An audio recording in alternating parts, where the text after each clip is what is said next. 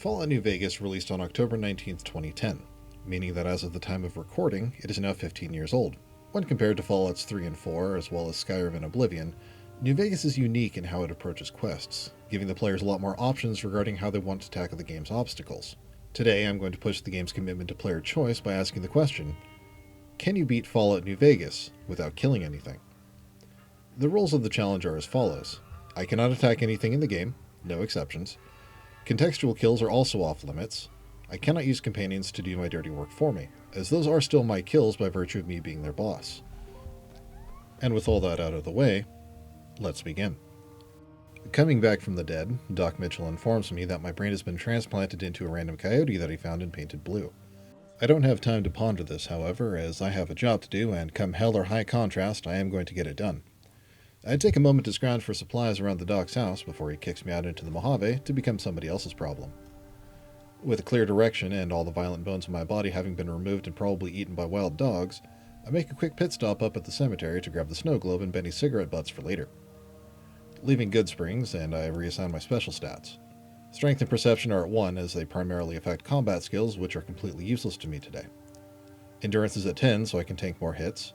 Intelligence is at 10 for more skill points. Luck is also at 10 for a quick boost to my starting skills, and the rest of the points went into Charisma and Agility for some boosts to their associated skills. For tag skills, I take Science, Sneak, and Speech, as I'll be getting a lot of mileage out of them going forward. Lastly, for traits, it's Good-Natured and Skilled. I'll be negating the downsides of Skilled pretty early on, and, more skill points is always good. At the crossroads, I start heading north towards Sloan for some quick XP, courtesy of the local generator and mole rat, only stopping briefly to look at the ominous warning about the death claws that had moved into the quarry. From there, I'm off to Hidden Valley to mark it on the map on my way towards Black Mountain. Making it through the Black Mountain shortcut this time was a little bit tricky, as I was sandwiched in between mutants on one side and a rolling boulder on the other. I marked the El Dorado substation on my way by, mostly unaware of the NCR trooper that was following me until I'm past Helios 1. I'm happy for the company, as hopefully this means that the local wildlife will be less inclined to eat me and rather deal with him instead.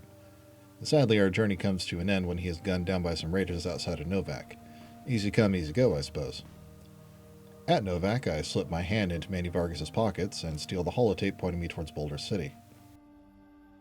I know that realistically I can just head straight to Vegas to complete the They Went That Away quest, but I also wanted to deal with the situation in Boulder City peacefully for some quick XP and NCR rep. I also thought about helping Boone while I was out here, but I'm unable to pick the easy lock in the motel office. Oh well, I'll be back this way later anyway. Not much happened on the jog to Boulder City, besides running across the raider that killed my NCR friend. Live and let live is the motto today, so I keep on running until he loses interest. Finally, I get a chance to use my charms as I convince the NCR to let Jessup and his men go free. For my efforts, I'm rewarded Benny's lighter and enough XP to reach level 4. My skill points got spread around between Science, Speech, Barter, and Survival. I also took the Black Widow and Educated perks. Extra skill points are always helpful, and having access to more dialogue options may come in handy later. The next stop is Hoover Dam for the snow globe, but not before I am given the NCR radio by the mystical gravel-running ranger. I have a quick chat with Victor, and the game crashes. I reload the game, and then I'm back on the road towards Freeside. I know that I can get on the monorail at Camp McCarran with an NCR uniform, but truth be told, I completely forgot where Camp McCarran was. The route that I ended up taking took me past Durable Dan's sacked caravan, where I made a quick outfit swap to the combat armor that I found on a Van Graff thug. Aside from a brief moment later, I actually ended up taking the same set of combat armor all the way to the end of the game without stopping for repairs once. Before hitting Freeside proper, I stopped to offload some of the useless junk that I'd picked up to the gunrunners and some traveling merchants, just on the off chance that I couldn't bypass the guards at the gate to the strip with a science check. Spoiler alert, I needed the money. Oh, and I also made a quick stop off at the old Mormon fort to grab the snow globe. Still running a little light in the pocket, I picked up some work for the Resident Elvis Collective. It's a simple quest that has me hire out Oris and expose him as a fraud, and then clear up a misunderstanding between the Kings and the NCR, which is easily done by chatting with the right people and ignoring Pacer. For my service, the King grants me a favor that I never ended up cashing in, but he did at least boost me to level 6, and I took the Swift Learner perk to offset the skill debuff. I was still up in the air at this point about who to side with. Both House and the Legion want me to eliminate the Brotherhood, so that's probably a no-go. The NCR would want me to assassinate Papa Khan later, so that's a bust. Yes Man would need me to eliminate House from the picture, but he's also the one that doesn't need me to actually off anybody. So by process of elimination, I'll be siding with the emoji on wheels today. We'll get to that later though. With my work for the King complete, I head into the strip, and the game crashes again. Actually, on the strip, I make it a point to go see House first, and he points me towards the tops to go get the platinum chip back. I end up reloading in the tops a few times to figure out exactly how I wanted to deal with Benny. In the end, I decided that making up with the man who shot me was the correct play. Naturally, he leaves me a voicemail in the morning, and I have to check his answering machine. Of course, he leaves me a to-do list of things around the Mojave, those being to deal with the Boomers, Brotherhood of Steel, Great Khans, and the other casino families. Volpes also greets me on the way out and tells me that my one-night stand has gone over to the fort, so I'll have to go tie up that loose end as well. First on the chopping block was making my way back to Hidden Valley to get lost in a sandstorm before being kidnapped by the Brotherhood and being sent to deal with Dobson. Naturally, I lied to the ranger to get him to leave and then return to the bunker. The thought was there to just steal the keycards from the head honchos of the Brotherhood so that I can pull the fire alarm, but I felt it was against the spirit of the run, so instead I left the bunker and never returned. It seems the Brotherhood wore onto my tricks, however, and crashed the game in retaliation for not being part of the story. Before dealing with the Boomers, I also made a quick pit stop up at Black Mountain to fix up Rhonda and get the good ending to the Crazy Crazy Crazy quest. For level 8, I just took another rank in Swift Learner, since extra XP is always nice in a run like this. The next stop is Nellis, where I take George up on his wager and run headlong into the bombardment. He has the last laugh this time, in that I died. The next time around, I take his bet yet again and manage to expertly dodge the artillery without so much as a scratch. George once again has the last laugh, however, as I completely forgot to return and get my caps from him. I meet up with Raquel, chat with Pearl, and get to working on fixing things around the airfield. Raquel asks me to get rid of some ants, and given the rules today, I politely tell her no. Jack then tells me about his mutual stalker, so I make the back and forth between Nellis and the Crimson Caravan to get the two lovebirds sorted out. Loyal then sends me to fix up some solar panels, which I do by blatantly stealing the parts from Helios 1. I also bought some missiles from the gunrunners to hand over to Raquel, but never ended up turning them in as interrogating Pete pushed me over the threshold for the quest to raise the bomber from the lake. I grabbed the rebreather for the task, but it turns out that the crystal mod that I'm using doesn't allow most forms of headwear. I'm sure it'll be fine.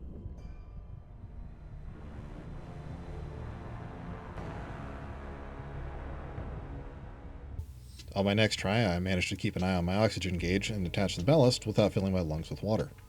I quick fast travel to the shore later, and I use the detonator to race the plane. While the detonator is a weapon that I have to equip and use, I'm not attacking anything with it, so I'm still well within the bounds of the rules. Last step is to turn in the quest to Loyal and Pearl, and then it's off to Red Rock Canyon to deal with the cons. Along the way, I wanted to head to the New Vegas clinic for some medical supplies, but I completely forgot what that was, and didn't feel like looking it up today. Thanks to acing the artillery earlier, though, I'm still sitting on a comfortable stockpile of drugs, and I say to hell with it and make the jog west. The only thing that happened along the way was that I ran into some fiends who were either really good at firing warning shots or really bad about hitting the bright blue furry darting across the red cliffs. Wanting to get some more XP and trying to squeeze more new experiences out of this run, I opted to do what I could to break the Khan's alliance with the Legion. All I need to do is convince the higher-ups that the Legion is in fact bad. Regis is easy enough as he's already on board with this and asks me to expose Carl in front of everyone. Naturally, Papa and his men turn Carl into a holy man right in front of my very eyes. I did not tell them to do this, so my conscience is clear. Next is heading down for a quick chat with Jack and Diane. Diane doesn't believe me, but I can pass a speech check with Jack to convince the pair to side against the Legion. The last one is Melissa, who is holed up near Quarry Junction for some baffling reason. Thanks to the game's invisible walls, I can't just Skyrim my way up onto the ridge where the camp is, so I end up trying a few different ideas. First, I try to slip past the area north of Sloan. That was a bust, so I end up brute forcing my way through the Castledores north of Goodsprings to try and get in that way. Getting past the bugs was easy enough, but every time I tried to get close, Mama Claw and her brood just shredded me. I attempted this for the better part of an hour before saying screw it and resolving to tell Yes Man that I don't care about the cons. All that leaves is the casino families in the fort. Well, I figured the fort would be more interesting, so I head that way first. My nearest fast travel point is Novak, so I make the briefest of stops to blow Jeannie Mae's mind with my inability to wear a hat. I asked Boone about the situation, but he was apparently on break at the time and doesn't seem all that broken up about the resident slaver being smited by a dinosaur. By all technicality, I didn't pull the trigger, nor could I physically wear the signal beret, so my conscience is clear on the matter. With that side activity dealt with, it's back to the long jog southeast towards Cottonwood Cove. Along the way, I ran into some aggressive geckos and a few zombies threatening to give me a bad time. Probably the funniest part of the whole ordeal is when I got to the Overlook, there was a fire-breathing gecko that just would not leave me alone. He must have known that I was really considering dumping some of the spicy barrels onto the Legion down below. I spent far too long contemplating my actions before the game gently told me that I really shouldn't be doing this, mostly because I lacked the skill points to do so. Alright, fair.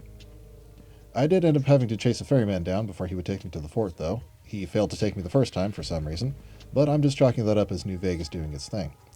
At the fort, I hand over my binoculars and talk the man at the gate into letting me keep my meds on my person. Caesar and I chat for a bit, then he hands me the platinum chip and orders me into the basement to deal with House's backup plan. I give the Protectron at the door a quick hello before telling him and his buddies to stand down so that I can install the upgrades for the Securitrons. Caesar is happy that I didn't do what he told me, and then tasks me with dealing with Benny. I give him the chance to plead his case, then do the dumbest thing I can think of, and set him free. Right in front of Caesar, and the rest of the Legion. Naturally, they took exception to this and tried to kill me on sight. Fortunately for me, however, I had a pocket full of healing items so I could hop, skip, and jump my way back to the barge, into the river, and out of harm's way, no worse for wear, despite the Legion taking the sledgehammer to the game and causing another crash. From there, it's back to Vegas to meet the other casino families, by which I mean saying hello to the Omerta's receptionist, and nodding along with Mortimer while he tells me nothing of any substance about the white gloves. With all my business concluded, it's back to the Lucky 38 to have a quick face-to-face with old Bobby and inform him that I am the one in charge now. House may be suffering a fate worse than death, but he is not dead, and that's what matters today. I install Smiles onto the mainframe, and he tells me that the NCO's president is coming to give a speech and that I should go. I consider the request, but due to a scheduling conflict involving the substation, I will unfortunately have to miss Kimball's JFK reenactment. Finally, it's time for the battle at the dam. There are no winners the first time around, as the explosion of the AA gun causes the fabric of reality to fold in on itself and crash the game. Reloading for the last time and booking it across the top of the dam is easy enough, as both the NCR and Legion are too preoccupied fighting each other to notice the bright blue fox sprinting past them. I put my speech skill to work one more time to get the heavy troopers out of the way so that I can activate my backup. From there, it's an easy shot to the Legate's camp so that I can dart up the hill and explain to the Legate that California sucks and he should just go home. He thinks on this, agrees, and leaves. Last but probably least, I go have a quick chat with General Oliver, where it takes every bit of my willpower not to have Yes Man and the boys add him to the dust around us. With that, the day is saved. I watch the ending slideshow and prove that yes, you can beat Fallout New Vegas without killing anyone. If you've ever played New Vegas before, this outcome shouldn't be surprising, as the speech skill is absolutely busted in this game. Going the pacifist route meant that I had to rely on quests instead of combat for XP, but frankly I was surprised at how little danger the game puts you in for the main quest. Hell, even my terrible experience with the death clause was self-inflicted, as getting the support of the cons is entirely optional for Yes Man's ending. I'd like to do more New Vegas runs going forward, since there's 1,001 ways to go about this game, so hit me with some suggestions down in the comments. That's going to be the end of this challenge run. If you like this video and would like to see more like it in the future, give this video a like and subscribe if you haven't already. If you have an idea for a challenge run you'd like to see, drop it in the comments down below. This has been Eric Uno, and I hope to see you in the next video.